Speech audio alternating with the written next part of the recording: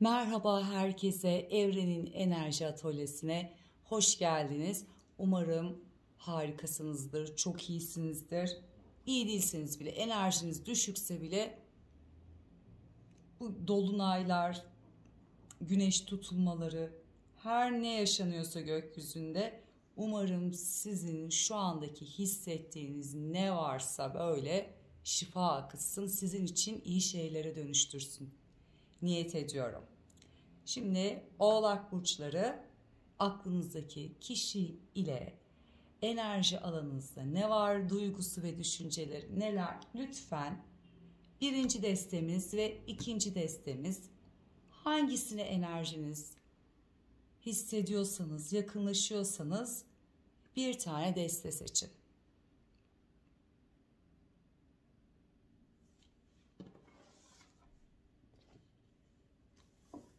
Birinci desteği seçenler, aklınızdaki kişiye odaklanın ve lütfen niyete odaklandıktan sonra kartlara enerjinizi yollayın.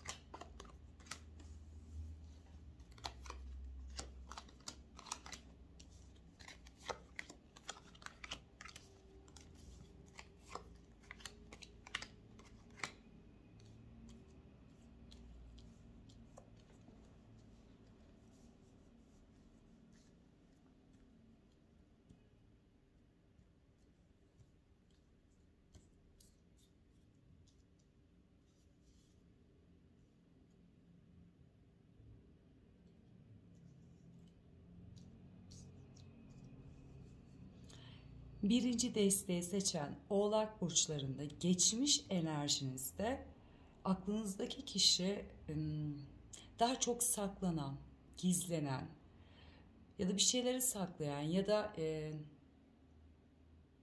gizlemek de demeyelim, kendini ortaya koymak, iletişim sağlayamamak, daha böyle sessiz ama ağır hareket eden bir enerjideymiş. Yani büyük bir ihtimalle belki aile olabilir, geçmiş yaşamlar olabilir.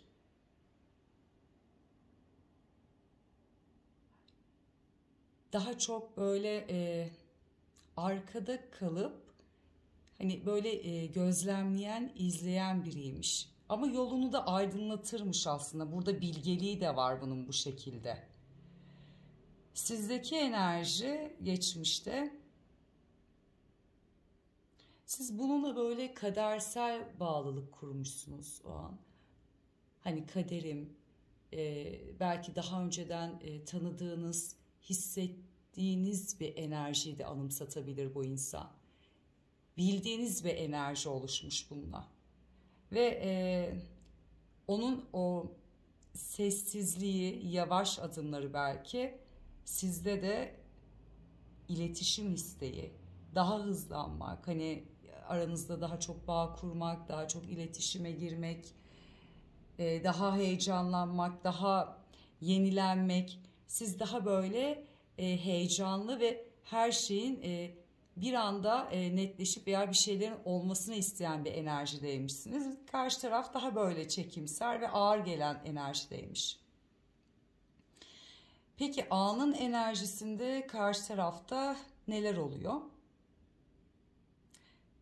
Çok ya ilginç bak. Geçmişte hani eylemsel değildi ya, hani sessizdi.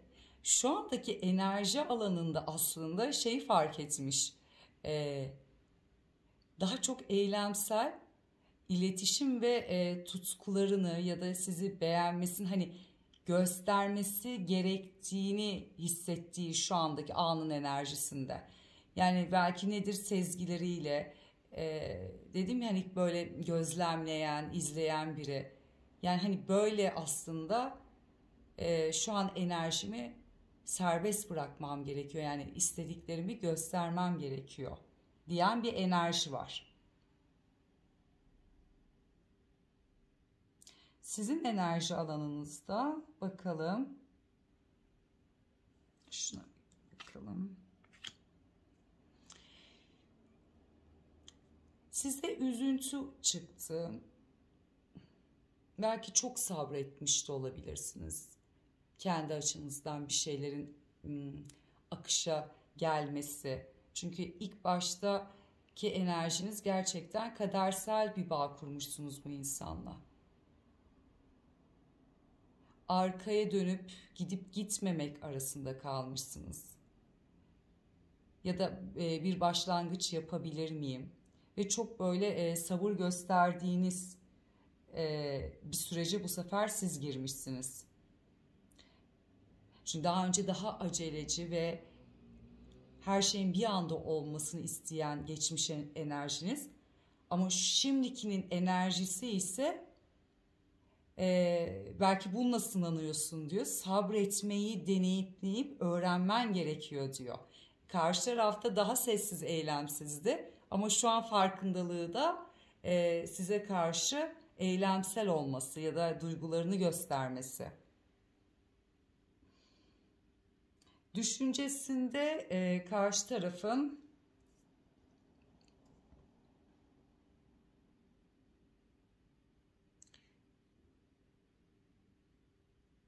bak, anın enerjisinde eylemsel olmam gerektiğinin farkındalığında, düşüncesinde daha böyle mesafe, büyük bir ihtimal iş de olabilir.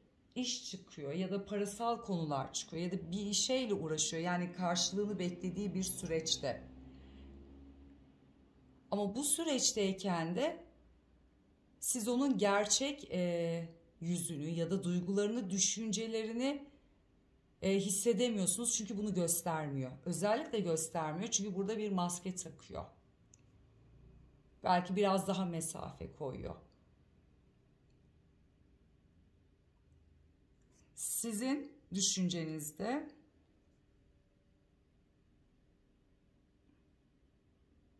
Oğlak burçları birinci desteği seçenler, ya çok tatlısınız ya gerçekten. Kıyamam ben size. Ee, Ya hani ilk baştaki o coşkulu, o güzel enerjiniz hani olsun, patır patır hayatın içinde olalım, şöyle olalım, akalım diyen enerjiniz ilk ne dedim işte anın enerjisiyle sabretmeyi öğretiyor. Düşüncenize baktığım zamanda da yavaşlama, ağır işleyen bir süreç, zamanın geçmek bilmemesi. Hayır, siz de bununla sanki sınanıyor gibisiniz. Çünkü yani bir an önce ilk baştaki gibi hani böyle güçlenmek, yenilenmek bir enerjiniz var karşı tarafa. Ama size bunu göstermediği için o mesafe bir soğukluk koymuş. Siz bu yavaş işleyen enerjide artık diyorsunuz ki yani bu zaman bitmiyor, ne oluyor, geçmek bilmiyor diyorsunuz. Hani aslında o özünüzdeki o pozitif, heyecanlı enerjiyi çıkarma isteğiniz var. Karşı tarafın duygularına bakalım. Belki şöyle bir şey, bakın bak, kartlar açıldıkça ve yorum kattıkça bir şeyleri görüyoruz.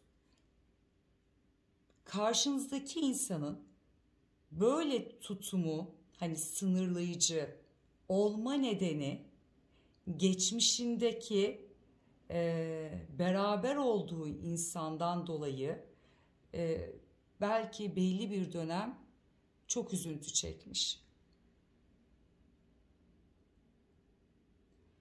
O yüzden de duygusal anlamda diğer taraftan yaşadığı acıyı, üzüntüyü iyileştirmeye çalışan bir duygu enerjisi var. Yani geçmişinde yaşadığı bu hayal kırıklığı, üzüntü, her neyse diğer taraf ne yaşattıysa buna, burayı iyileştirmek çabasına girmiş.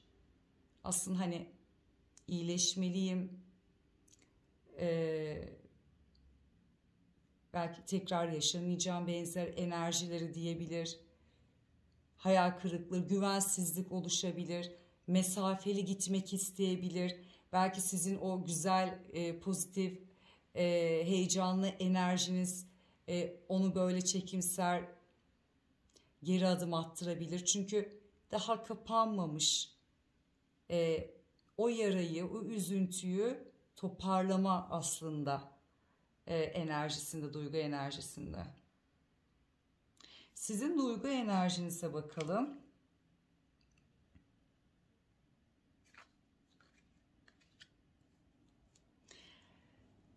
Duygu enerjinizde karşı tarafla ilgili kazanma isteğiniz var. Yani başarı kazanmak istiyorsunuz. Kalbini kazanmak isteyebilirsiniz. İlk baştaki gibi duygularınızda da bu insana karşı kadersel bir bağlılık yaratmışsınız sizde de. Yani hani bu bir yazgı. Kaderim, belki ondaki gördüğünüz, hissettiğiniz bir enerji, tutunduğunuz şey sizi çok bağlamış olabilir, size dokunmuş olabilir. Duygusal anlamda artık onu kazanma isteğindesiniz. Peki karşı taraf sizin için ne yapar? Bakalım. Senin için ne yaparmış? O geçmişte veya yaşadıkları ya da gösterdiği o çizgisi, mantığı, size her ne olasılıklar yarattıysa ya da engeller koyduysa bunları kaldırırmış. Hani bunları kaldırırım. Çünkü hani seninle mutlu olurum. Beraber seninle güzel vakit geçirebiliriz. Belki sana teslim olurum. Hani o enerji alanım aramızdaki engelse evet bunu kaldırırım senin için diyor. Siz de onun için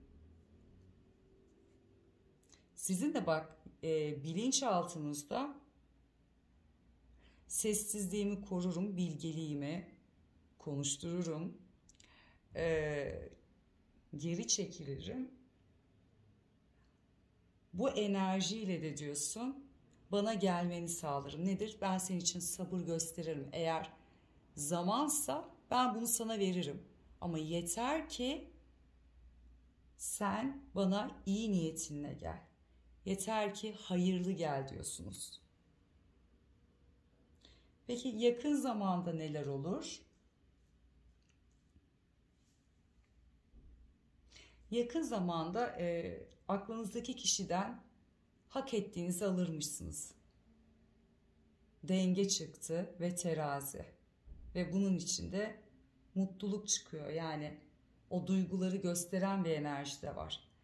Uzun süredir sabrettiğiniz, beklediğin şeyi karşı taraftan alırmışsın. Senin için adaleti işletirmiş. Hak ettiğin ne varsa sana veririm diyor. Yakın zamanda sizin enerji alanınızda, bakın şimdi göstereceğim. Karşı tarafla ilgili mutlu olmak istiyorsunuz. Tarot'un mutluluk kartı çıktı. Yani beraber bir başlangıç, belki bir aile ya da ilişkiyi bir üst seviyeye taşımak. Hani karşı taraftan ne istiyorsan bunu istiyorum diyorsun. Peki ne olurmuş yakın zamanda? Sabır görüyor musunuz? Bakın sizde ne, bu kolektif enerjiyi lütfen yorum yazmanızı istiyorum. Oğlak burçları 1. deste. Burada gerçek anlamda sabreden bir enerji var. Bakın sabır, kaplumbağa, yine sabır kartı çıktı. Çünkü sabrettiğiniz bu enerjide hak ettiğini alırmışsın. Güçlenirmişsin. Bakın doğum, hamile bir kadın. Ay döngüleri nedir? Artık doğma zamanı. Mutluluğun içi.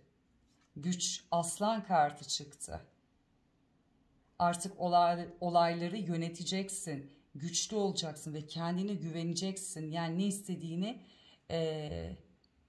hani ortaya koyan bir enerjin olacak. Çünkü sabrettiğin burada ne varsa bunu alacaksın. Ödülünü alıyorsun. Bakın karşı tarafta yakın zamanda ne dediğimizde denge ve terazi. Yaşanan tüm haksızlıkların bedelin ödenmesi. Ben sana haksızlık yaptım ama sana adalet de sağlayacağım. İlahi olan bu diyor çünkü. İkinizin de yakın geleceğiniz birbirinize çok dengede çıktı. Peki bakalım ortak enerji alanınız en son ne olur? Karşı taraf size karşı neyi ertelediyse, neyi göstermediyse, o sabrettikleriniz konular var ya işte, onları size verirmiş. Hem de böyle şansıyla, bereketiyle, bolluğuyla, yani o rızık senin diyor hani. Ve bunun içinde yine ağır bile adım atsam senin için ama attığım adım temeli çok sağlam olur diyor.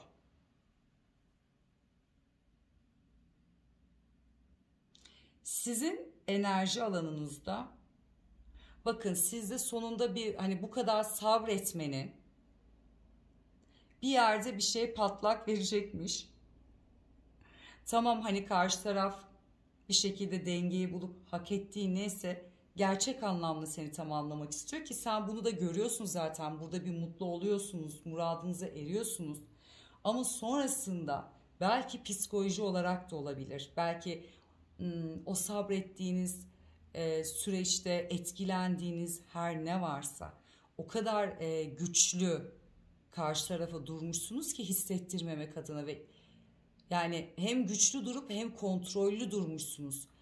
Belki burada gitmeyi istiyor olabilir. Hani o kadar güçlü durduktan sonra dedim hani bir yerde patlak verebilir. Hani orada bir denge gidebilir sizde. Tabii anın enerjisi sonra tabii ki burada seçim bu arada sizde. Karşı taraf gitmiyor. Her istediğinizle geliyor. Ama sizde belki yıpranma enerjisi olabilir. Çünkü baştan aşağı tüm kartlara baktığımda sabır, sabır, sabır.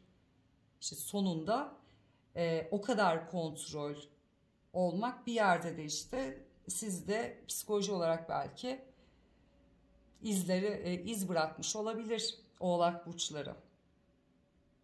Beni dinlediğiniz için çok teşekkür ederim. Tekrar başka bir videoda görüşmek üzere. Şimdi ikinci desteğe geçeceğiz.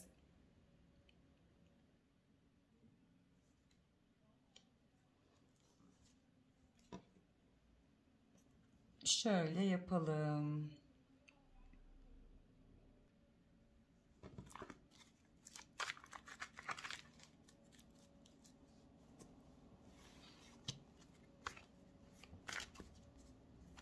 Şunları şöyle desteleri ayırdık. Tekrar hoş geldiniz Oğlak burçları ve ikinci desteği seçenler. Anın enerjisi, aklınızdaki kişi. Lütfen kartlara enerjinizi yollayın. Anın enerjisinde duyguları, düşünceli, ortak geleceğinizde neler olacak?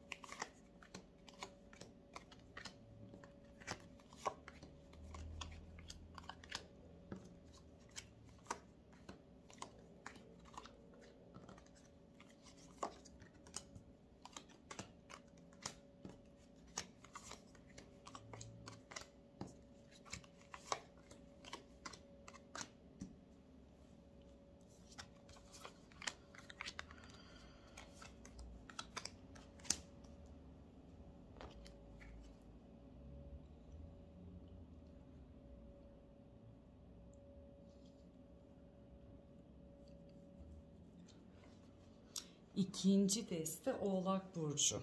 Bakın bu kolektif enerjide uyumlananlarda burada da böyle gel git bir enerji, bir ilişki, birbirinizi böyle kovalayan bir enerji olmuş. İlk başta geçmişe bakalım. Aklınızdaki kişi nasıl diyeyim? Yani bencil, kendini düşünen, daha çocuk enerjide. ve yolunu bulamayan, belki nedir, çapkındır, ne istediğini bilmiyor.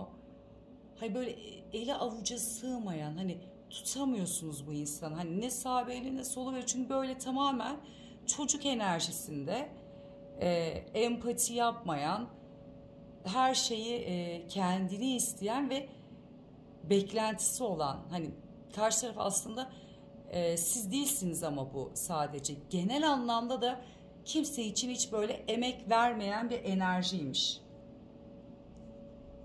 Siz de geçmişte baktığımda aslında bunu çok da, bu insanı, bu davranışını çok da önemsememişsiniz. Siz de kendi mutluluğunuzu, arkadaşlarınızla geçirdiğiniz, bir araya geldiğiniz zamanı, yani sizin de koşullarınız neyse geçmişte onu yaşayıp ve gerçekten de mutlu olmuşsunuz. Karşı tarafın bu enerjisini aslında bir takımda hani yok saymışsınız.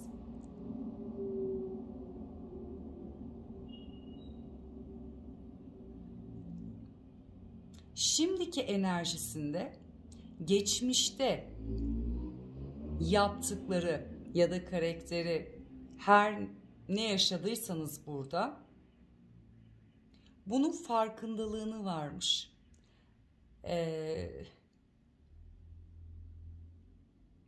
Aslında hani size daha çok duygularını ve eylemini gösterme çabasını şu an girmiş. Öyle ki böyle zafer kazanmak istiyor. Yani bayağı şu an enerjisinde, siz zihninde artık hani inanılmaz yoğunsunuz. Öyle bir olay var ki hani sizin eğer kapattığınız ona karşı bir kapı varsa o kapıdan içeri girip zaferi kazanmak istiyor. Yani ya olacak ya olacak şeklinde şu an enerjisinde. Sizin şu andaki enerjiniz tabii ki, bakın bak nasıl şu an bunu gördüm. Evet. Tamamen karşı tarafa kapalı, sessiz, arkanızı dönmüşsünüz. Düşünceniz veya hani neyi tutunuyorsanız onunla ilgili o duyguya, o düşünceye sıkı sıkı sarılıyorsunuz. Yani ondan da vazgeçmiyorsun. Hani sen bana yaramazsan aynı fikirdesin. Yani bundan bir şey olmaz enerjisindesiniz şu an. Ve aslında şu anın enerjisine belki demiş de olabilirsiniz ya da düşünüyor da olabilirsiniz. İçinizden her ne geçiyorsa, hissettikleriniz, size ne yaptıysa ya da onunla ilgili görüşünüz her neyse onu söylemek istiyorsunuz. Yani içinizden geçenleri, her şeye yüzüne vurmak istiyorsunuz ya da yazmak istiyorsunuz. Karşı tarafın düşüncesinde işte bakın, başta da bak enerji olarak ne demiştik ilk, hani vurdum duymaz, avare, ne istediğini bilmeyen, anın enerjisinde her şey şu an size gösteriyor ama nedir? Sizden tepki alamıyor. Düşüncesinde baktığında da yorgun hissediyor. Hani o yaptığı eylemler size karşı onu zorlamış. Acaba da biraz mola mı versem, durayım mı diyor. Ama bunu bilinçli değil, yani karakter yapısı o an gösteriyor. Belki nedir? Gerçekten ilerleyemiyordur. Hemen istiyor çünkü tutkularıyla geliyor size. Olmayınca da zorlandığını hissettiğinde de geri çekiliyor, geri çekilme bir enerjisi veriyor. Sizin düşüncenizde karşı tarafa anın enerjisi düşüncenize de yansımış. Geçmişte yaşıyorsunuz. Yani bu insanla geçmişte neyi gördüyseniz, neyi tanımladıysanız düşünce olarak bunun içinden çıkamıyorsunuz. Bir tarafınız olgunlaştırmak, hani bu duyguyu artık dönüştürmek istiyorsunuz. Hani bir değişim istiyorsunuz. Ama bir türlü düşüncenizde ne yaşadıysanız oradan çıkamıyorsunuz açıkçası. Yani o zihninizde sürekli. Belki bunu hissettiğiniz için veya hani ona karşı daha ketum olduğunuz için belki o da mola vermek istiyor. Belki çok zorladığını düşünüyor olabilir.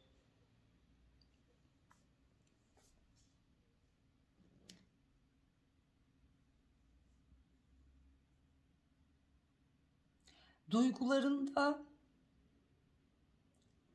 aranızdaki bu kargaşanın açıkçası bitmesini istiyor. Sizin onu güçlendireceğinizi düşünüyor. İyi geleceğinizi. Beni iyileştirecek bir enerji var diyor.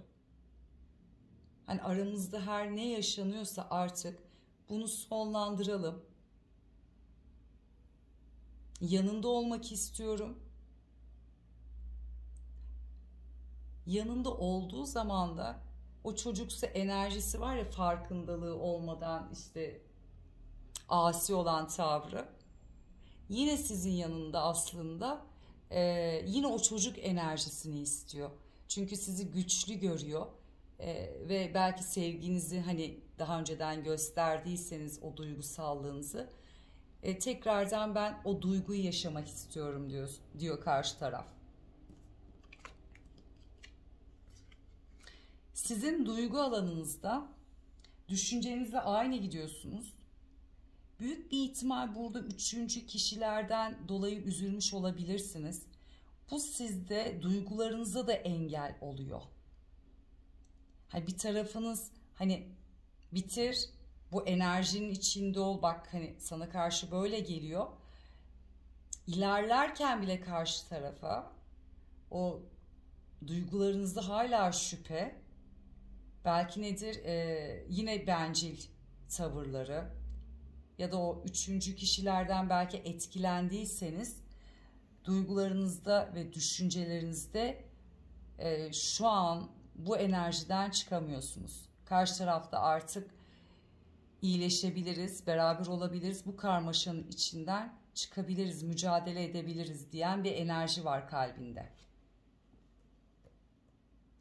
Peki senin için ne yapar aklındaki kişi? Açıkçası geçmiş hayatında aynı o döngüler, yaşadıkları sürekli aynı şeylermiş. Aslında hani böyle bir şeyin içindeymiş bu. Kısır döngünün içinde. Ben onu, geçmişi, her şeyi salır ver, bırakırım diyor yani kısaca ve sana karşı tüm kalbinin sevgisini gösterirmiş. Yani aşk enerjisini, sevgi enerjisini ortaya koyarım. Senin geçmişte etkilendiğin veya her ne olduysa hepsini bırakırım diyor. Bırakırmış.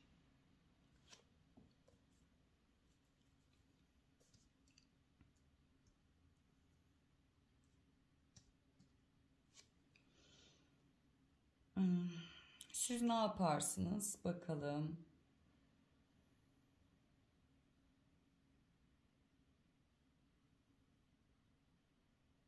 Sizde şöyle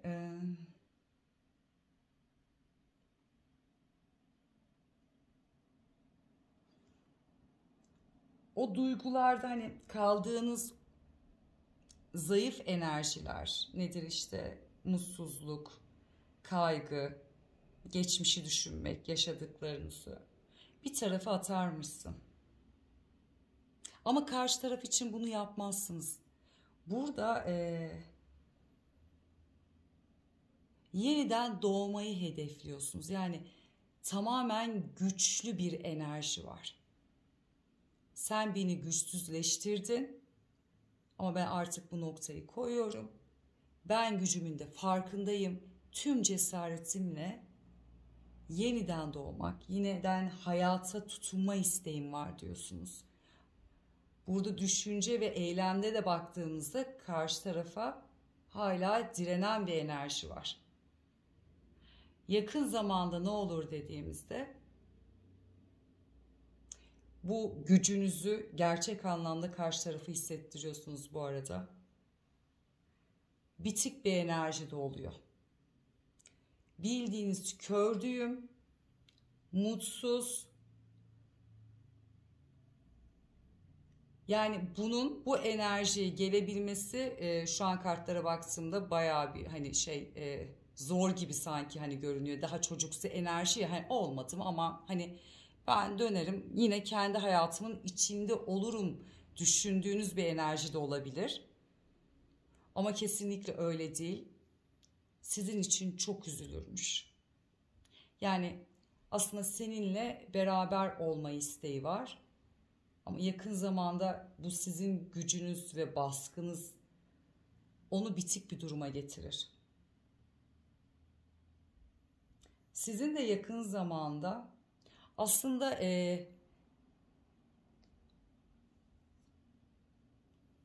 sizdeki yaşadığınız ondan dolayı bitik enerjiniz. Yani siz burada karşıdaki insandan ciddi bir şey almışsınız aslında yara. Onu anlıyorum bak yakın zamanda. Çünkü ya da psikolojinizi çok bozdu.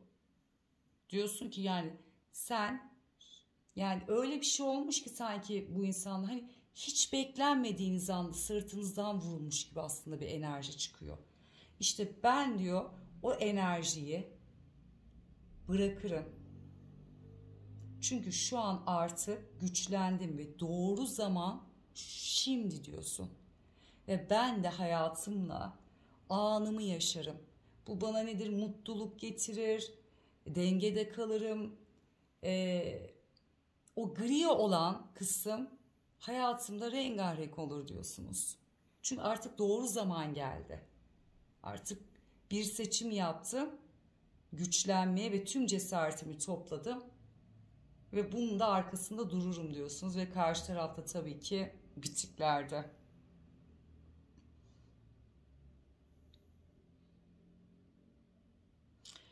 Peki ortak geleceğin sonrasındaki enerjiler ne olur bakalım. Yani yine bu insanlar bitik de olsa hani bunu hissettirseniz de ne kadar karşı tarafa sessiz de dursanız yine sizle bir iletişim, yine sizinle tamamlanma isteği, yaşadığı o duyguyu, heyecanı sizinle paylaşma isteğiyle gelecek. Yani yine teklifte bulunacak. Yine belki kendini toparladıktan sonra bu arada siz sessizsiniz buna karşı. Çünkü siz kendi hayat akışınızda zamanım geldi ve bitiriyorum bu noktayı ve kendi hayatınızı yaşıyorsunuz. Karşı taraf tekrardan beraber olma isteğiyle gelecek. Bakın burada size kalan bir enerji var. Karşı tarafa baktığında emek verdiğini göreceksiniz. Bir şekilde dönüştüğünü siz de hissedeceksiniz.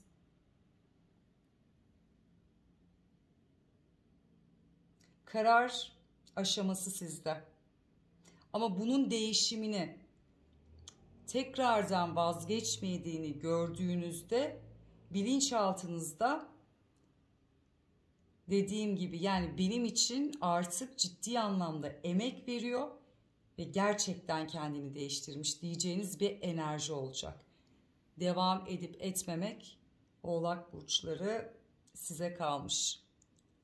Burada yöneten güçlü taraf en sonunda siz oluyorsunuz. Belki ilk başta sizde çok oynadı ve birçok hayal kırıklığına uğradınız ama sonrasında toparlıyorsunuz. Beni dinlediğiniz için çok teşekkür ederim. Tekrar başka videoda görüşürüz.